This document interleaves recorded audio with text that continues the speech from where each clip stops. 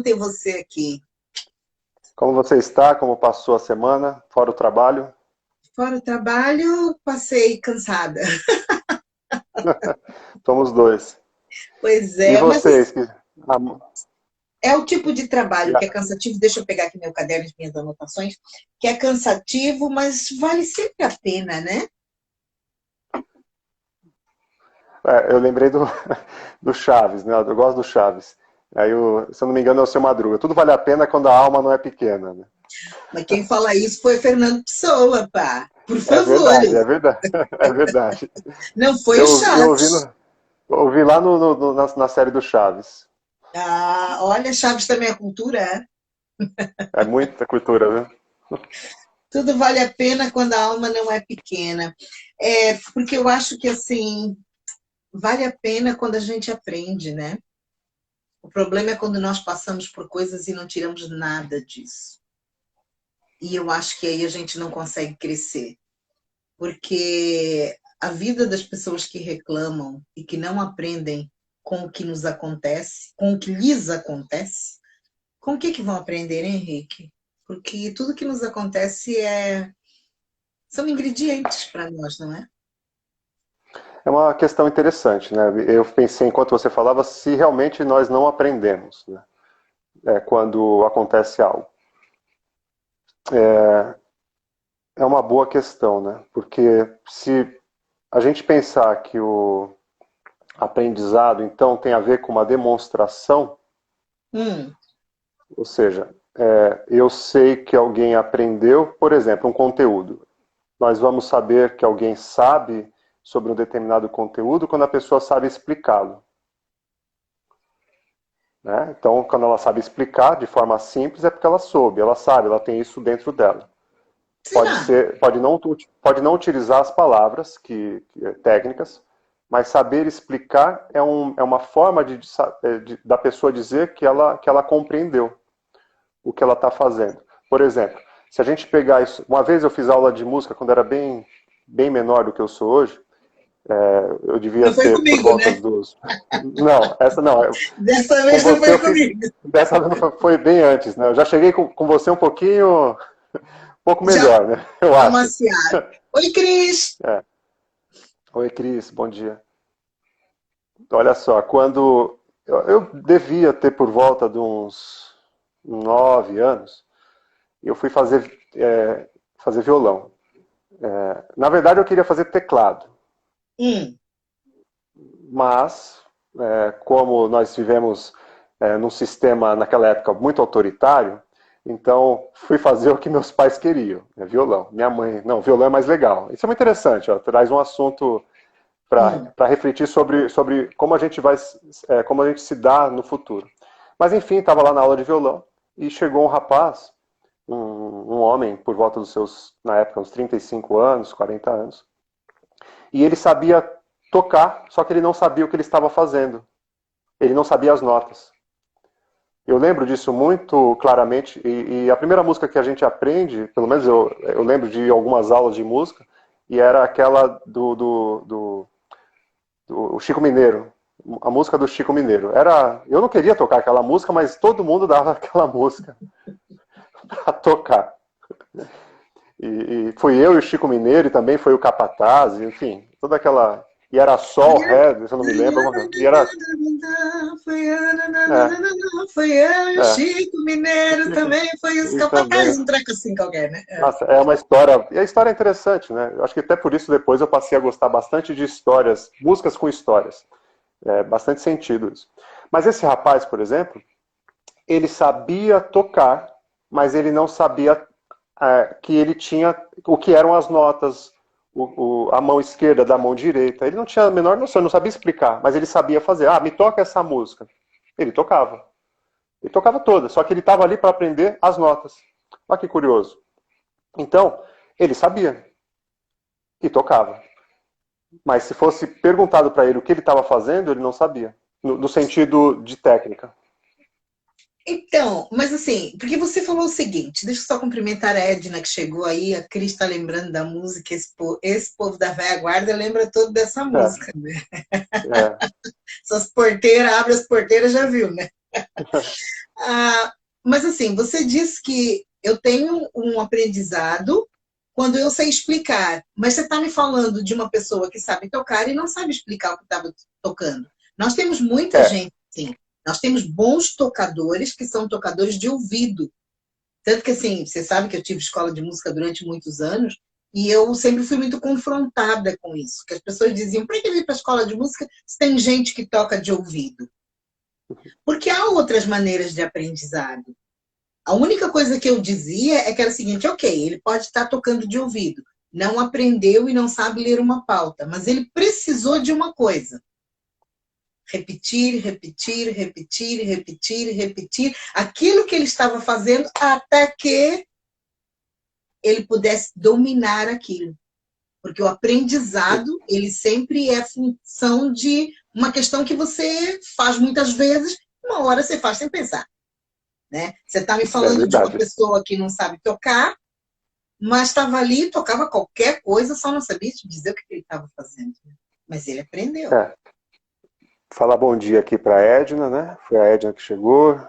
Foi. Bom dia a todo mundo, bom dia a todos vocês, saudade de vocês. Olha só, é, o que ele sabia? Ele sabia tocar e ele sabia mostrar isso, mas ele não tinha a estrutura técnica. Ou seja, ele tinha experiência da vida. Eu vou chamar isso de experiência empírica. Ele tem experiência empírica, mas ele não tinha experiência científica da razão. Ou seja, ele aprendeu pelo método de dedução, ou Sim. intuitivo, né? De intuição e dedução. Mas ele não conseguia reproduzir o conteúdo de forma técnica, mas simplesmente de forma livre, porque era a experiência da vida dele. Então ele sabe isso. Ele sabe, sei tocar, mas não sei te explicar como fazer. Olha para mim e faz igual. Sabe aquela experiência do campo? Vem comigo, faz o que eu vou fazer. Por que isso está acontecendo, eu não sei. Mas eu sei que acontece porque eu tenho experiência de vida nisso. Né? Então o que eu quero trazer hoje é justamente isso. É um filósofo que ele tem duas linhas de filosofia. Eu vou falar pouco.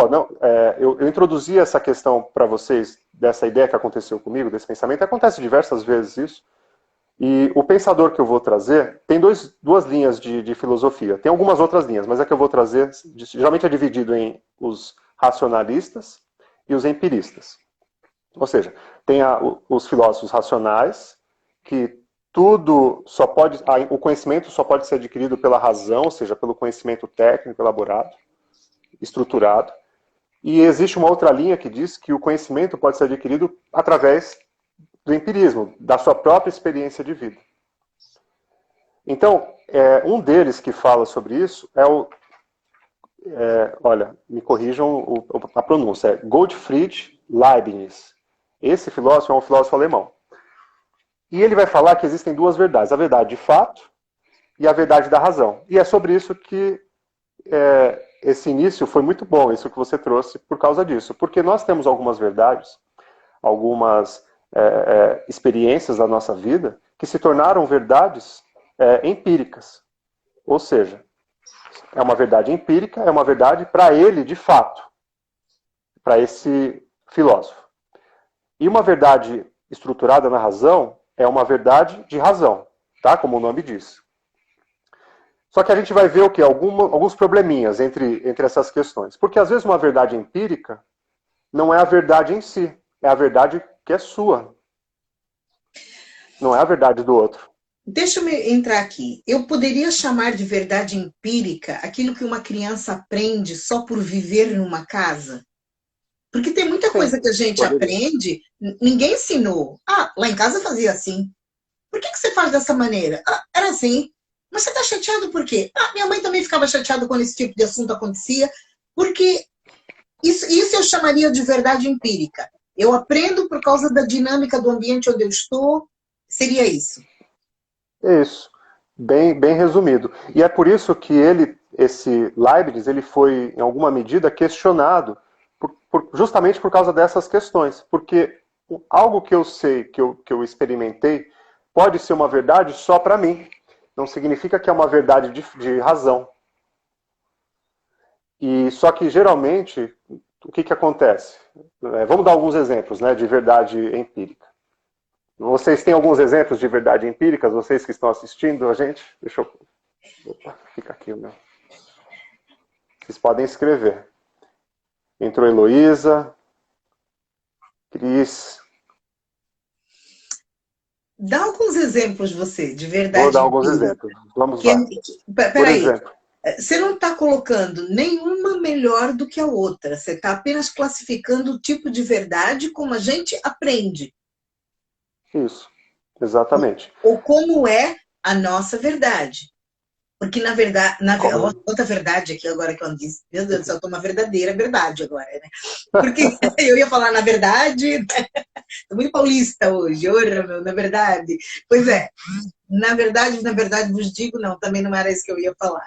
Porque assim, eu costumo dizer que nós andamos conforme a verdade que nós conhecemos. Nós não conseguimos andar de outra forma.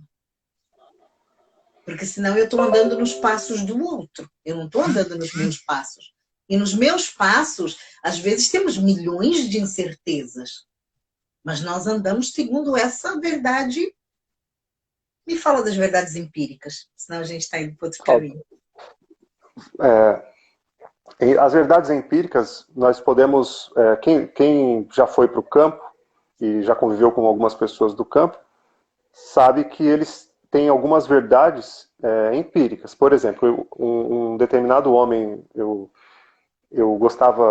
ia muito à praia aqui no litoral norte, lá perto de Paraty, e os pescadores tinham um horário para ir pescar. Por quê? Porque eles sabiam que num determinado horário era mais propício ao que os peixes teriam peixes em um determinado lugar. Mas eles não fizeram nenhum cálculo científico para isso. Foi a partir da experimentação deles. De ir em alguns outros horários, e veio de tradição em tradição. Ou seja, tem um determinado momento que aquele que está vindo não questiona mais, ele só faz. E é uma verdade. Mas, se alguma coisa acontecer com o clima, talvez provavelmente vai mudar toda a dinâmica deles. E eles não vão entender por quê. Então, se a temperatura do mar muda, enfim, alguma coisa acontece, aquela verdade que eles conheciam passam a não ser mais verdadeira. Só que agora eles vão ter que levar algum tempo para aprender tudo de novo. Por que isso mudou? E essa seria uma verdade empírica. Agora, a verdade de razão seria conhecer os elementos. E conhecer que pode haver outras mudanças, outras coisas que possibilitam uma nova visão. Sendo assim, quando a gente tem uma verdade empírica, nós sim temos essa experiência, mas ela pode ser alterada sem aviso prévio. Ou seja, você não tem controle dessa experimentação. E o ponto que eu quero trazer hoje é que tanto a verdade de razão quanto a verdade de fato, que seria empírica, pode deixar os sujeitos arrogantes. Por quê? Porque os dois acreditam deter uma verdade absoluta. Ou seja, sempre foi assim, é assim que faz. O outro, não, a partir disso é assim. Mas o exemplo de verdade de razão, por exemplo, é o famoso exemplo da nossa Terra sendo o centro do universo. Haviam testes e determinaram que era o centro do universo. E quem ousasse falar contrariamente a isso era eliminado. Ou seja, nos dois pontos devemos ter uma maturidade para lidar com essas informações, porque a dinâmica do universo ela muda. E esse autor, o Leibniz, ele traz outra coisa muito interessante, que ele fala sobre ele fala em Deus, ele fala que Deus ele individualizou pontos no universo, ou seja, tem conhecimentos astronômicos, mas tem conhecimentos micros, ou seja, todas as coisas contêm as informações. Mas você, pela sua experiência, pela quantidade de informações que você tem, você pode não alcançar um conhecimento maior. Por exemplo, ele fala assim, um homem olhando para o Sol poderia, pela intuição, uma determinada estrela, o Sol foi um exemplo, alcançar a temperatura dele por uma experiência empírica aqui na Terra. Ou seja, ele poderia fazer a partir da sua experiência de calor, e aumentando isso, por dedução, chegar num determinado grau de conhecimento sobre o calor do Sol. Mas, se ele conseguisse fazer o cálculo racional, ele também alcançaria isso. Ou seja, as duas verdades nos levam para um fim de união e não de separação. Era algo nesse sentido, para que nós não nos separemos, não briguemos um com o outro. E esse é o momento. Eu sei que a tua linha é psicanálise, né? Mas aqui eu vi um pouquinho de inteligência emocional, né? Porque, na verdade, a inteligência emocional é você saber lidar com o outro, mesmo que o outro esteja trazendo a verdade dele, que é diferente da minha verdade. Mas eu só queria te colocar uma questão aqui, Henrique. A gente falou que a verdade, você falou e eu traduzi aqui do meu jeito, né?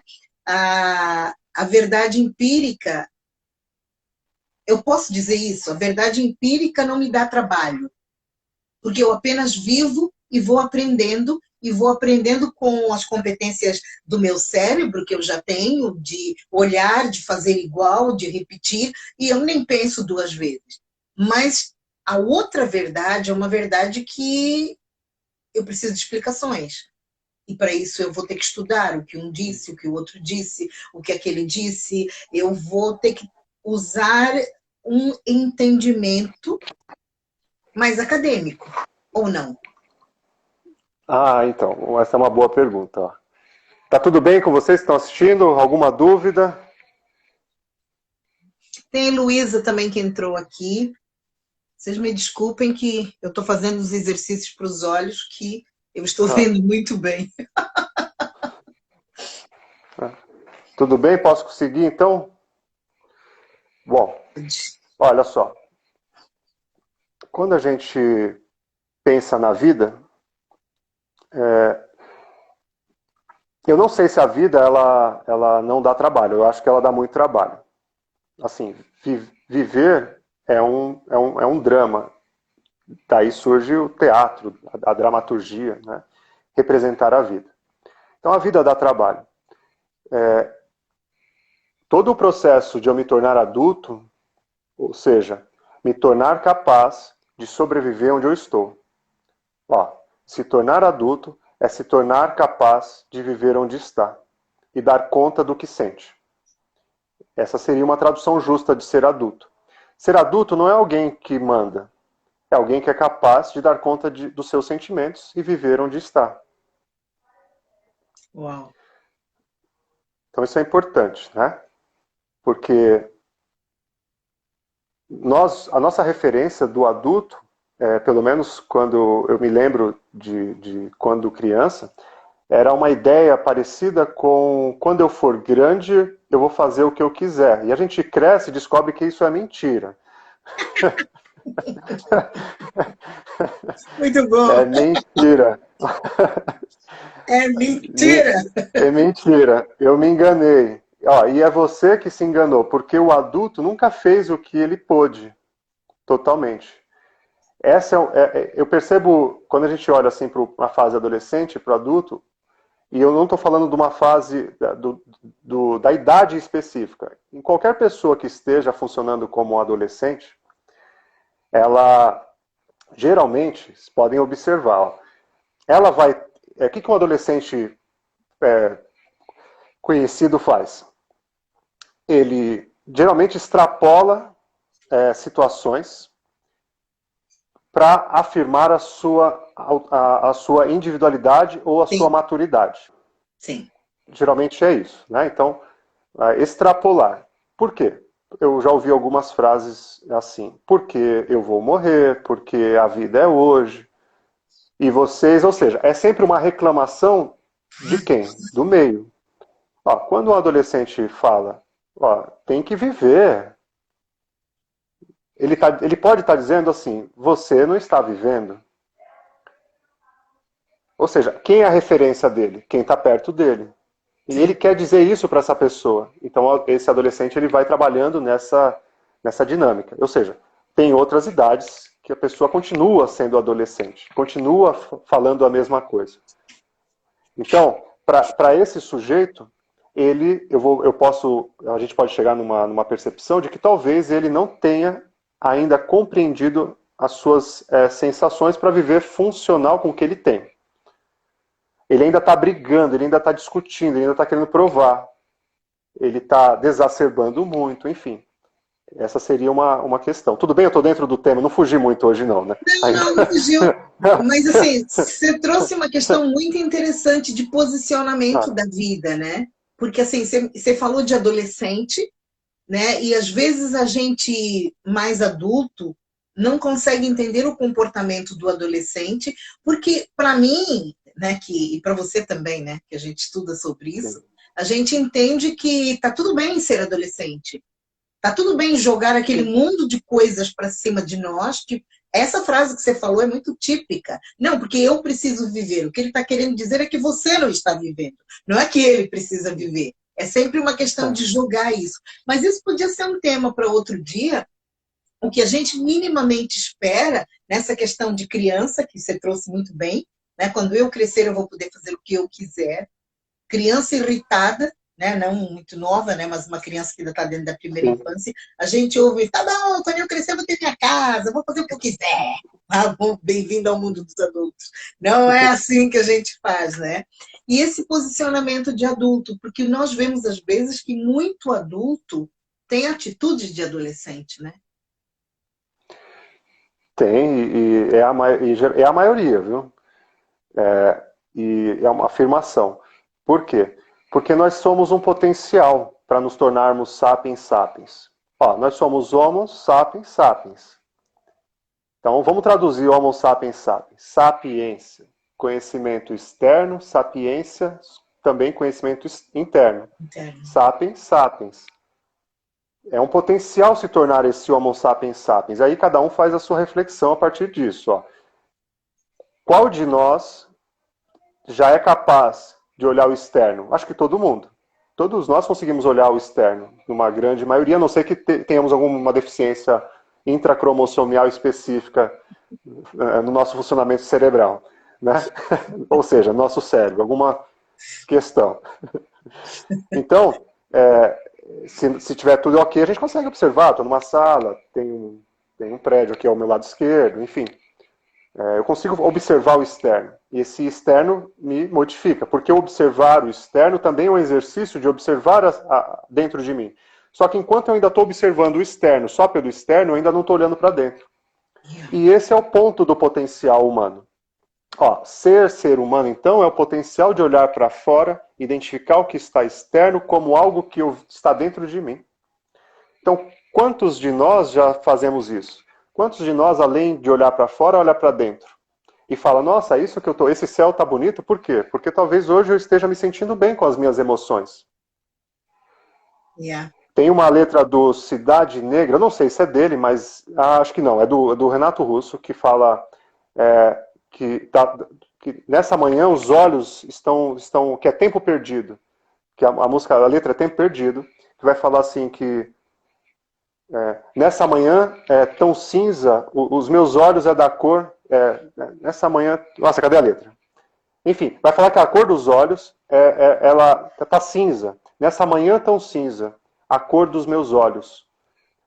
Ou seja, essa cinzenta manhã tem a ver com o meu olhar, com como eu me sinto, ou como essa magnífica manhã tem a ver com como eu me sinto.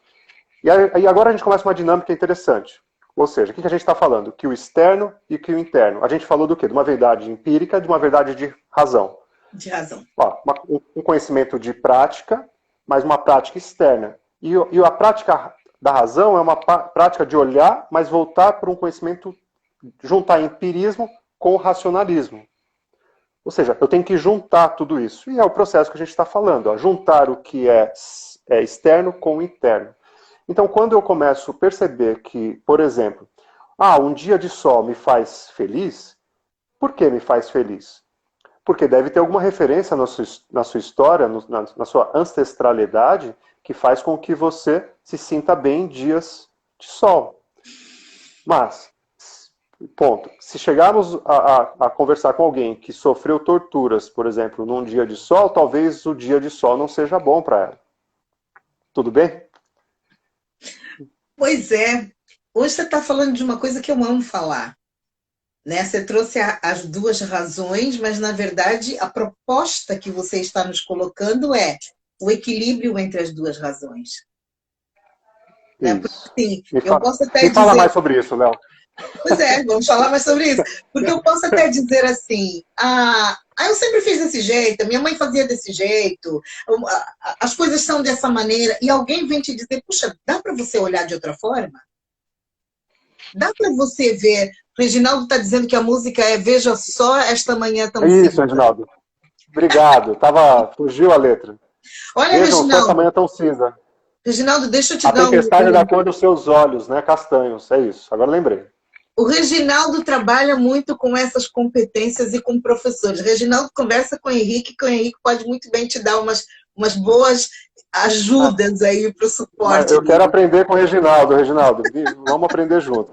Ele é incrível, Reginaldo. Gosto muito dele e de todo o trabalho que eles fazem lá na ONG do Bem, em Mogi das Cruzes e em tantos lugares por aí.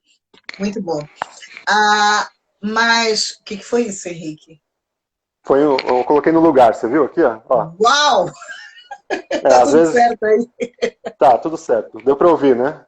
Pois é, deu para ouvir, porque eu perguntei o que foi isso. Mas assim, eu acho que esse é um ponto que não é fácil, porque muitas vezes a gente quer ficar nas nossas convicções. A gente quer ficar, não vou chamar de convicção, você está chamando de razão. A gente quer ficar nas nossas razões porque parece que nós queremos ser certos.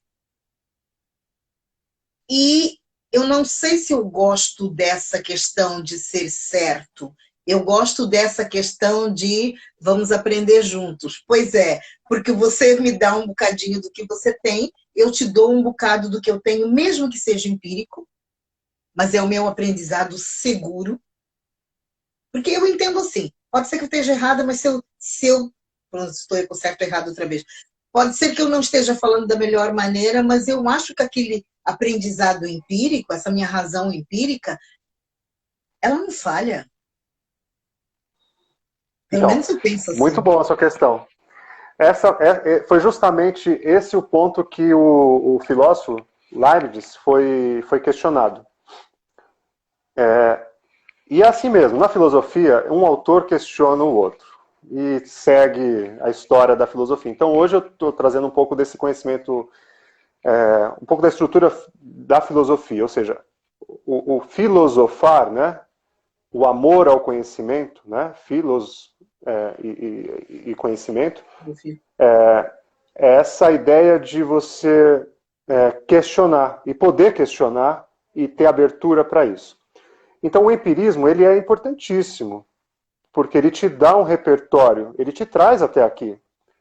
Mas temos uma questão, porque agora a gente vai trazer um pouco da ideia da psicanálise, ou seja, do Freud. Lembra eu já falei sobre isso, a gente tem as três feridas narcísicas na história humana. Copérnico, Darwin e Freud. Feridas narcísicas, para quem não está familiarizado, é quando mexe no nosso ego, né? O narciso. Ou seja, Copérnico, Giorgio Bruno, Galileu Galilei, enfim, eles mudaram a nossa percepção do universo. Ou seja, era de uma forma e passou a não ser mais. Oi, Débora, seja bem-vinda. Passou a não ser mais. Primeira, é muito importante, é muito sério isso. Mudou a nossa ideia de mundo. Quem nós somos no universo.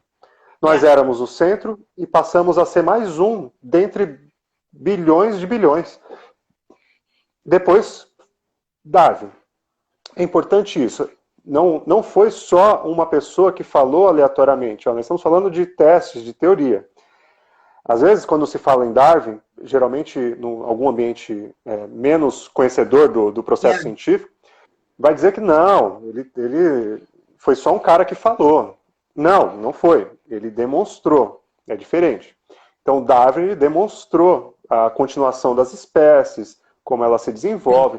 Ele pode não ter explicado como surgiu algumas coisas, mas que existe uma biologia que tem uma continuidade, sim, é um processo de evolução. E Freud, mais uma vez, demonstra isso. Ou seja, o que ele demonstrou depois desses grandes filósofos? que a nossa razão ou nosso empirismo não é movimentado pelo que a gente conhece, mas pelo que a gente não conhece. Então, essa é a grande sacada e a grande mudança. Eu não controlo o que eu me tornei. Não existe controle sobre isso. É uma afirmação e uma constatação freudiana, tá? Dentro da linha da psicanálise.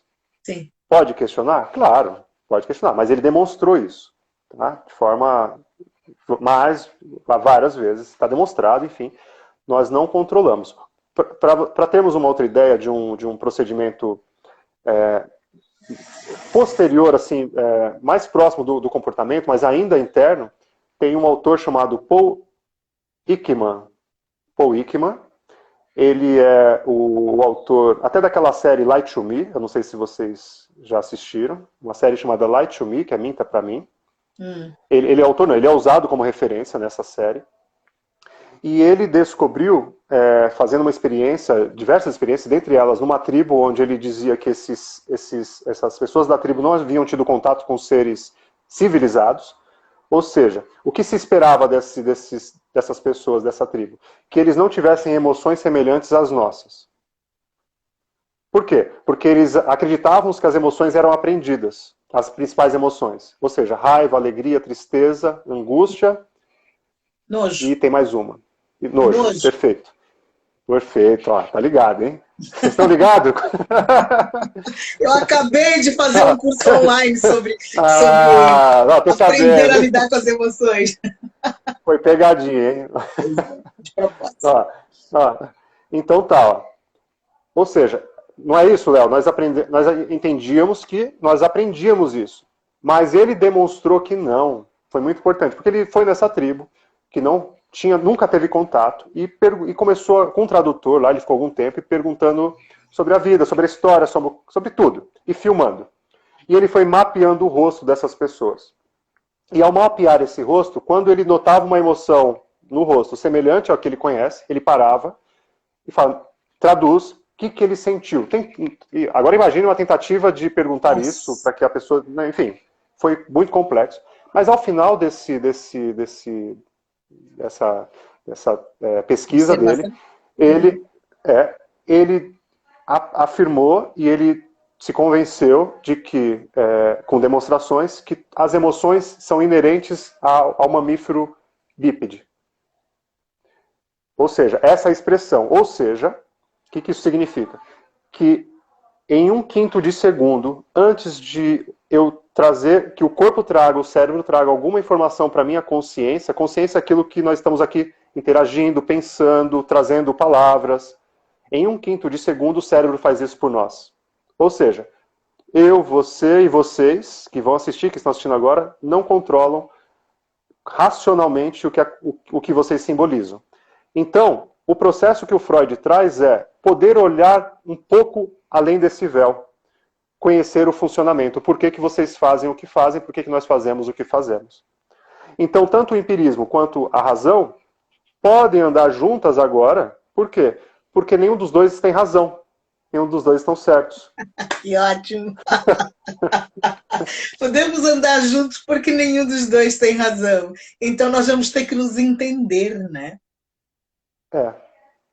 E se responsabilizar pelo que quer. Não é mais culpa do outro.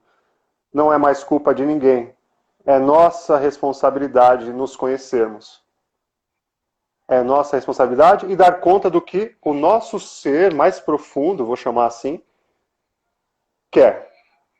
E quando eu não escuto o que o meu eu, né, não é da psicanálise essa linguagem, tá? O eu mais profundo quer, eu tenho uma possibilidade de dar para ele isso. Ou seja, se eu fujo do meu desejo, e a gente foge do nosso desejo, por que nós construímos coisas? Por que nós pesquisamos? Por que queremos ir ao universo? Por que queremos construir escolas? Por quê? Por quê? São as perguntas. Por que nós temos desejos? Por que queremos ensinar? Porque temos desejos. E os desejos geralmente foram deslocados de outros lugares. Eu acho que tá bom, né? Gostei disso. Eu vou pensar um pouquinho sobre isso, sobre as questões. Porque, assim, mesmo que eu diga que as minhas verdades que são conhecidas pela vivência, eu continuo aprendendo essas verdades. E mesmo aquelas que eu quero desenvolver, aprendendo de forma acadêmica, aprendendo com o outro que aprendeu também, que tenha um aprendizado, eu também continuo, né? Mas nenhuma nem outra podem me traduzir. O que me traduz é a mistura dos dois, né? É Não. a mistura dos dois. E vamos Repete olhar de mais, novo, então, ó. repete de novo os nomes que você deu, não, que o livro deu aí. Verdade de razão e verdade de fato. Que são as duas linhas do pensamento, né, filosófico, racionalista e empirista, né? Isso é interessante. Eu não sei se vocês já ouviram falar de verdade de razão e verdade de fato. Eu vou confessar para vocês que eu ouvi na sala de aula, mas você está trazendo isso de uma maneira, nesse papo do dia a dia, né? Que eu acho que é muito bom até a gente pensar isso, né? Eu acho que é bom E eu pensar. penso, não é? Eu penso que todos nós aqui, de alguma forma, quem não entendeu, pergunte depois, a gente bate esse papo. Mas acho que deu para compreender, e aquilo que eu disse quando a gente tem conhecimento da estrutura do que a gente vai falar, fica mais fácil trazer outros exemplos. Yeah. É isso. Ó. Isso é saber o que está falando. Não significa que a gente sabe por quê. Ó, saber o que está falando não é saber por quê também. Uau! O Henrique gosta de deixar a gente com ponto de interrogação e com um nó na cabeça, né? Cris está falando que no direito é muito focado. Porque essas questões que a gente vai trabalhar o pensamento tem que ser trabalhado em nós primeiro, né? Não dá para ser uma coisa corriqueira. Essa proposta que você está fazendo para nós hoje, eu acho que mesmo que eu esteja sendo dona de casa apenas, eu preciso pensar sobre isso. Porque se eu não pensar sobre isso, eu não consigo atuar nessa responsabilidade que você me diz que eu sou responsável na minha maturidade, né? Exatamente. Olha que bonito isso. Ó, essa é uma frase para anotar, hein? Sua, hein? Sou responsável na sua maturidade. Olha que profundo isso. Vocês entenderam essa frase? Ó? Ó, nós somos responsáveis na nossa maturidade. Que idade tem essa maturidade? A idade que nós temos. E ela é representada como eu vejo o mundo. Não com a idade biológica. Obrigada, Henrique. Amanhã estamos de volta. Amanhã. Tchau, senão a gente não Obrigada, para, né? gente. Amanhã estamos de volta. Os meus problemas técnicos foram resolvidos. Estamos aqui. Nos siga nas redes sociais. Entra lá no nosso canal do YouTube. Toque o sininho, aquelas coisas todas que a gente fala sempre. Né? Aumente a viabilidade do nosso canal. Na minha página do psicólogo Leonete Smith, no Instagram do Henrique, vocês podem entrar, fazer perguntas. Ele é ótimo para responder. Eu sou ótima para perguntar, não respondo para ninguém. E às vezes eu respondo sim, não sou assim também. Até amanhã, gente. Que bom estar com Tchau, até vocês. amanhã. Tchau, tchau.